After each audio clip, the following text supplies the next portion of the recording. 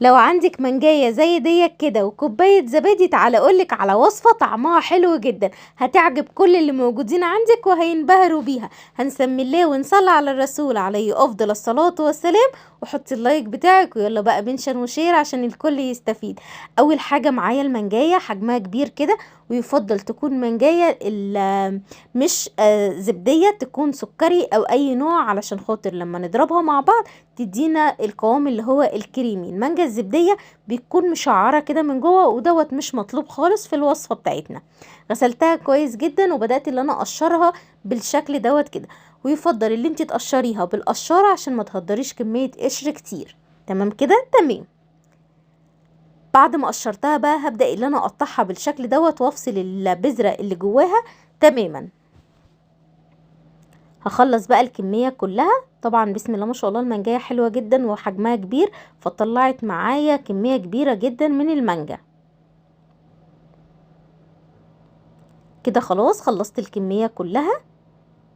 هبدأ بقى اللي انا اجيب شفشق الخلاط واحط المانجاية جواه بالشكل دوت كده، وهحضر كمان بقى معايا كوبايه الزبادي اللي انا وريتها لك دلوقتي. طبعا حجم كوبايه الزبادي ديت حجمها كبير شويه، لو مش عندك الحجم دوت تقدري تستخدمي كوبايتين من اللي هم صغيرين، سواء زبادي بلدي او شركات مش هيقولك لا. معايا كوبايتين من اللبن اللي انا استخدمته ساقع من التلاجة، ويفضل يكون ساقع، ويفضل كمان المانجايه تكون ساقعه عشان تديكي طعم في النهايه حلو. بعد كده هحلي بقى بمعلقتين كبار من العسل النحل. طبعا لو مفيش عسل نحل نحلي بالسكر، ولو امكن ممكن ما تحليش باي حاجه خالص، هي طعمها بيكون حلو جدا من غير اي تحليه. هضرب بقى الكلام ده كله مع بعض في شفشق الخلاط بالشكل دوت كده.